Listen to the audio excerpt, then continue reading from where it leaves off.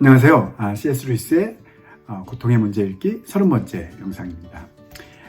지난 영상에서 C.S. 루이스는 인간의 타락이란 주제에 대해서 자신이 다룰 수 있다고 생각하는 수준에서 할 수 있는 말은 다 했다고 이야기했습니다. 이번 영상에서는 그렇지만 자신이 했던 이야기는 얕은 수준의 이야기이고 그보다 훨씬 더 깊은 수준의 커다란 신비들을 감추고 있는 이야기들이 있다고 말합니다. 어떤 이야기들이 있는지 141페이지 중간 단락부터 지난 영상에 이어서 또 읽어가면서 나누어 보도록 하겠습니다. 이로써 저는 타락이란 주제에 대해 제가 다룰 수 있다고 생각하는 유일한 수준에서 할 수 있는 말을 다 했습니다. 그러나 다시 한번 일러두거니와 이 수준은 얕은 수준입니다. 우리는 분명 커다란 신비를 감추고 있을 생명나무와 지식의 나무에 대해서는 아무 이야기도 하지 않았습니다. 또 아담 안에서 모든 사람이 죽은 것 같이 그리스도 안에서 모든 사람이 삶을 얻으리라는 바울의 진술에 대해서도 아무 이야기를 하지 않았습니다. 우리가 육체적으로 아담의 허리에 있었다는 교부들의 교리나 법적 의지에 따라 고난받으신 그리스도 안에 포함되었다는 안셀무스의 교리는 바로 이 구절에서 나온 것입니다. 그 당시에는 도움이 되었을 이 이론이 저에게는 도움이 되지 않지만 그렇다고 제가 다른 이론을 만들어낼 생각은 없습니다. C.S. 루이스는 자신이 이야기했던 것보다 더 깊은 차원의 커다란 신비를 감추고 있는 이야기의 예로 첫 번째로 생명나무와 지식의 나무에 대한 이야기, 즉 에덴 동산의 이야기를 예로 들고 있는데요. 이 이야기가 단순히 인간의 불순종과 타락이라는 그 과정을 짧게 설명하는 그런 이야기에 그치는 것이 아니라 더 깊은 차원의 실제에 대한 그런 암시들을 가지고 있을 것이다 라고 이야기합니다. 두 번째 예로는 고린도전서 15장 22절의 말씀인데요. 아담 안에서 모든 사람이 죽은 것 같이 그리스도 안에서 모든 사람이 삶을 얻으리라는 부활에 관한 바울의 진술을 예로 들고 있습니다. 그러면서 초대교회의 교부들 과 중세의 안셀무스 같은 사람들이 이 진술에 근거해서 초대교회 교부들은 우리가 육체적으로 아담 허리에 있었다. 즉 아담과 우리가 육체적 물질적인 인과관계에 의해서 연결되어 있다라는 그런 신학적 교리를 발전시켰고요. 또 안셀무스는 법적 의지에 의해서 법적인 인과관계에 의해서 그리스도의 고난과 우리가 연결되어 있다라는 그런 교리를 발전시켰다고 하는데요. 그런 식의 이해들이 그 당시 사람들에게는 분명히 도움이 되었을 테지만 현대를 살고 있는 자신에게는 그다지 도움이 되지 않는다고 솔직하게 이야기합니다. 그렇다고 자신이 새로운 신학적 이론을 만들어낼 그런 의도가 있는 것은 아니고 자신처럼 현대를 살고 있는 우리가 이런 아담과 우리 또 그리스도와 우리가 연결되어 있다는 이 개념을 이해하기에 도움이 될 만한 그런 새로운 시각을 제공해 보고 싶어 하는데요. 어떤 것인지 또 계속 읽어가면서 나누어 보도록 하겠습니다. 최근의 과학자들은 진짜 우주가 그림으로 묘사되기를 기대할 수는 없으며 양자 물리학을 설명하기 위해 마음속으로 그림을 그리는 것은 실제에 접근하는 길이 아니라 실제에서 멀어지는 길이라고 말한 바 있습니다. 그렇다면 가장 지고한 영적인 실제들이 그림으로 묘사되기를 바랄 수는 더더욱 없으며 그렇다고 우리의 추상적 사고를 통해 설명되길 바랄 수도 없습니다. 저는 바울의 진술을 이해하기 어렵게 만드는 것은 바로 안에서라는 말로써 신약 성경에 거듭 등장하는 이 말이 우리가 완전히 이해하지 못하는 의미로 사용되고 있음을 알게 되었습니다. 제가 보기에 우리가 아담 안에서 죽을 수 있고 그리스도 안에서 살 수 있다는 말에는 실제 인간은 우리의 사고 범주와 3차원적인 상상력으로 재현해낸 인간과 상당히 다르다는 점이 암시되어 있습니다. 지금 그런 새로운 시각을 제공하기 위해서 현대 물리학을 끌어들이고 있는데요. 양자 물리학과 같은 현대 물리학에서는 그 물리학 체계가 설명하는 물질 세계의 그 관계들을 이해하기 위해서 사람이 마음속으로 그림을 그려보는 것은 실제에 접근하는 길, 즉 이해에 도움이 되는 길이 아니라 실제에서 멀어지는, 즉 이해에 방해가 되는 길이다 라고 이야기한다고 합니다. 아마 이 의미가 제가 생각하기에는 사람이 마음속에 그림을 그린다는 것은 우리가 3차원의 세계에 살고 있기 때문에 3차원적인 그림이 한계일 수밖에 없는데 물리학 내에서의 물질 관계를 설명하는 차원은 그보다 훨씬 높은 차원의 관계들인 거죠. 그래서 그런 훨씬 더 높은 차원의 관계들을 행렬을 사용한 어떤 선형대수와 같은 그런 수학적인 관계들을 사용해서 풀어나가고 설명하고 있기 때문에 억지로 그것을 3차원의 낮은 차원으로 끌어내려서 그림을 그리는 것은 실제를 이해하는 데 도움이 되는 것이 아니라 실제를 이해하는데 방해가 되는 그런 행위다 라고 현대 물리학자들이 조심스럽게 경고를 하고 있다는 거죠. 그런 상황들을 가져다가 C.S. 루이스가 지금 하고자 하는 얘기는 그럼 물질 세계의 관계들을 이해하는 상황에서도 그럴진데 훨씬 더 지고한 영적인 실제들을 그리고 그 영적인 관계들을 이해하는 데 있어서 우리가 3차원적인 그림으로 묘사되기를 바란다든지 아니면 어떤 법적 그런 관계의 어떤 추상적인 사고로 쉽게 설명되기를 바란다면 일종의 어불성설이지 않은가라는 제안을 하고 있는 거죠. 그러면서 그 예로 그런 신학자들이 근거를 했던 그 바울의 진술, 아담 안에서 죽고 그리스도 안에서 산다는 이 말이 단순히 3차원적인 이해로 인간을 바라봤을 때 할 수 있는 그런 의미가 아닌 보다 더 깊은 차원의 우리가 완전히 이해하지 못하는 의미로 사용되고 있음을 자기가 깨닫게 되었다는 거죠. 이 문제에 대해서 조금 더 깊이 설명을 하고 있는데요. 계속해서 한번 읽어보도록 하겠습니다.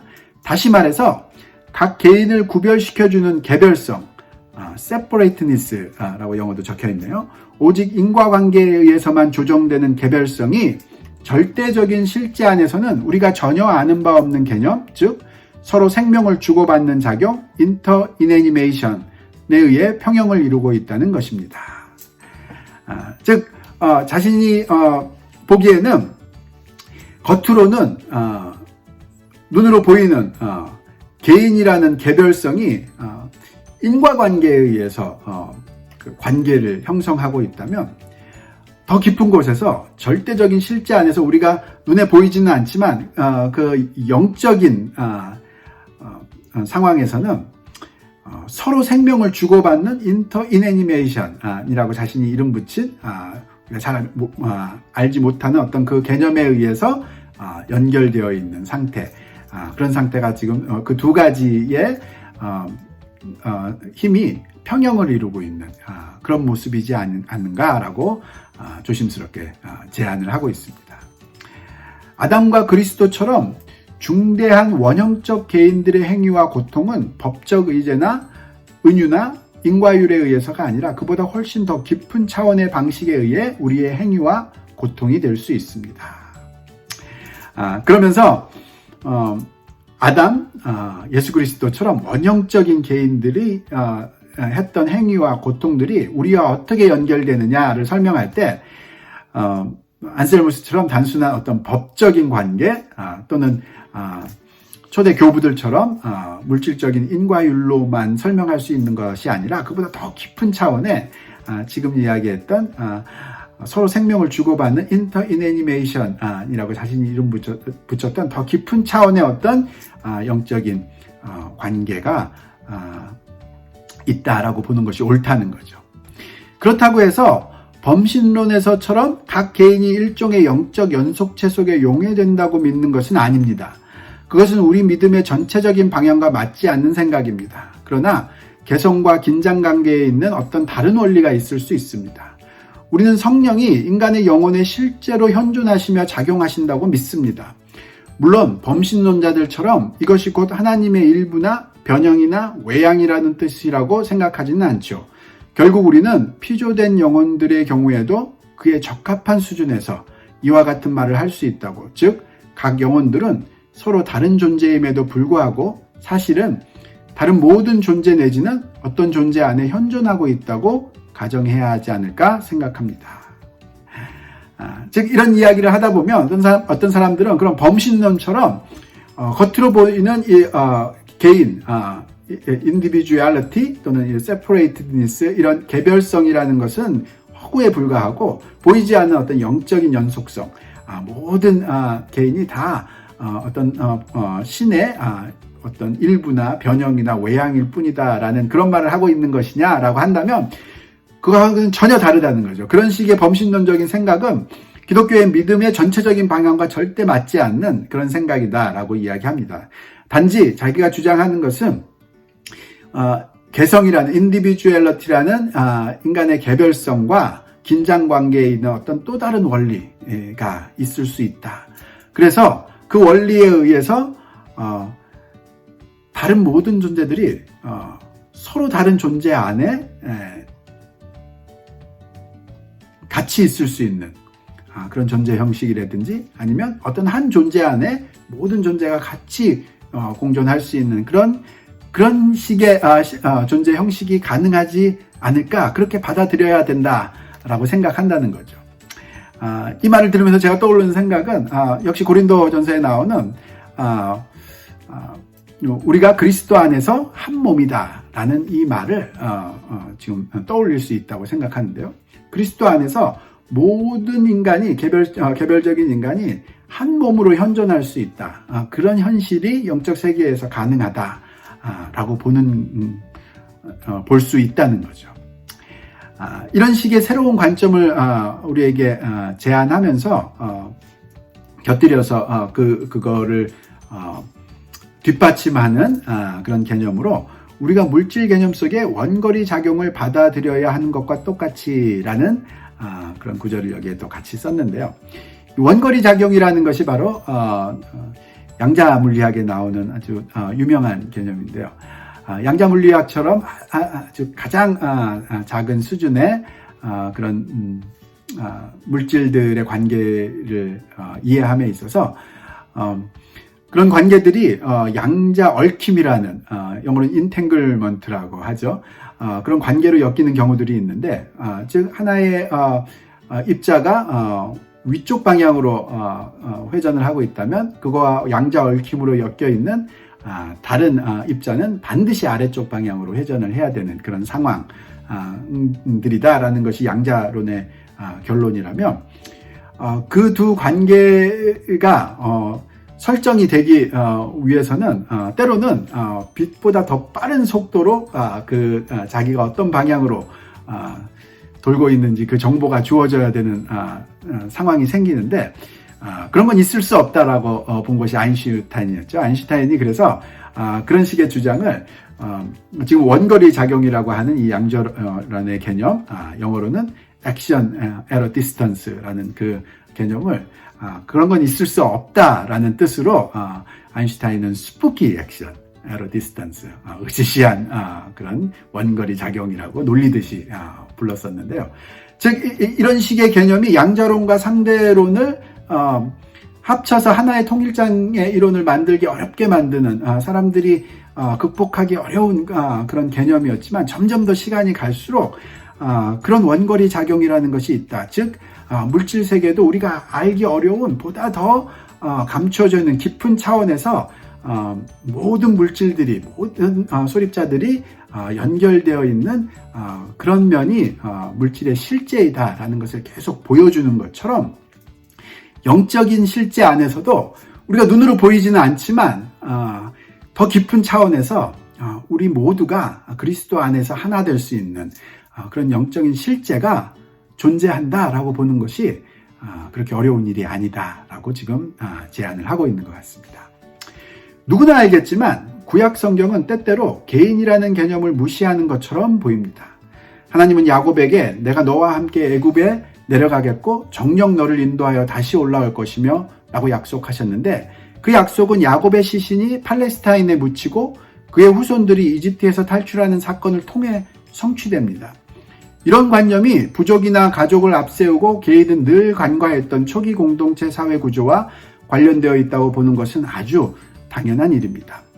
그러나 그 관련성은 똑같이 중요한 두 가지 명제로 표현되어야 할 것입니다. 첫째로 선조들은 자신들의 사회적인 경험으로 인해 지금 우리가 인식하고 있는 몇몇 진리를 보지 못했으며, 둘째로 그들은 사회적인 경험으로 인해 지금 우리가 보지 못하는 몇몇 진리들을 민감하게 인식했습니다.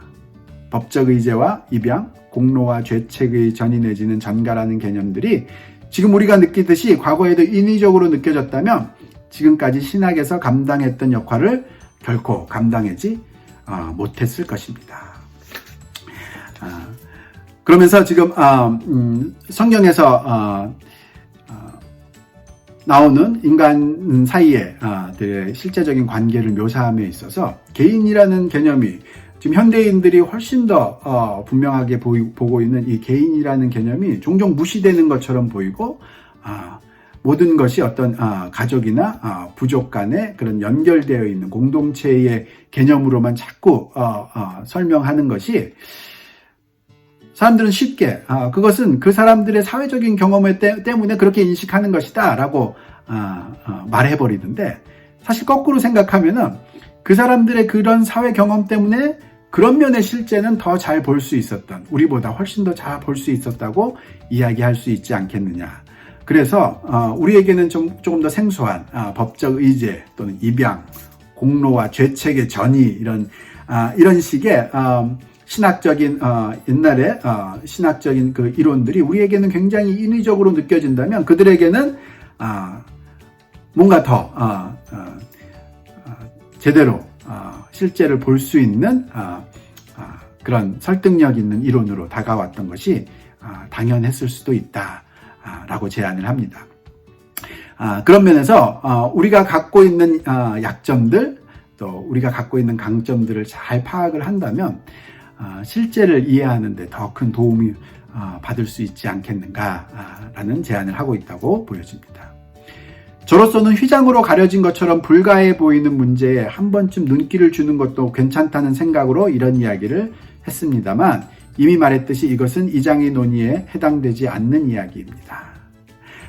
지금 이야기했던 이런 이야기들이 마치 휘장으로 가려진 것처럼 불가해 보이는 그런 문제이지만, 거기에도 우리가 한 번쯤 눈길을 주면서 이해를 깊이 해나갈 가능성을 찾는 것은 좋은 일이지 않겠는가라는 생각으로 이런 이야기를 했지만, 이것이 이 장의 논의와 직접적인 관계가 있는 것은 아니다라고 이야기합니다. 고통의 문제를 풀기 위해 또 다른 문제를 끌어들이는 것은 쓸데없는 짓임이 분명하죠. 이 장의 주제는 단순히 인간은 하나의 종으로서 스스로 부패했으며, 따라서 지금 이런 상태에 있는 우리에게 선이란 본질적으로 우리를 치료하며 바로잡아주는 선을 의미한다는 것입니다. 이제 이처럼 우리를 치료하고 바로잡는 부분에서 고통이 실제로 어떤 역할을 감당하는지 생각해 보도록 합시다. 그러면서 다시 이 장의 실제 결론은 지금 현재의 우리 인간은 하나님이 처음부터 만드시려고 했던 그런 인간이 아니라 우리 스스로 부패해서 자유의지를 잘못 사용함으로써 우리 스스로 다시 태어난 새로운 종의 인간이고, 선이란 이런 부패한 새로운 종의 인간을 다시 바로잡아주는, 그런 치료해주는 그런 선을 의미한다. 그런 면에서 고통이라는 것이 그런 선으로 작용할 수 있는 가능성을 앞으로 계속 살펴보자라는 말로 이야기를 마칩니다. 그 가능성에 대해서는 다음 영상을 통해서 다음 장에 계속 나누어 보도록 하겠습니다.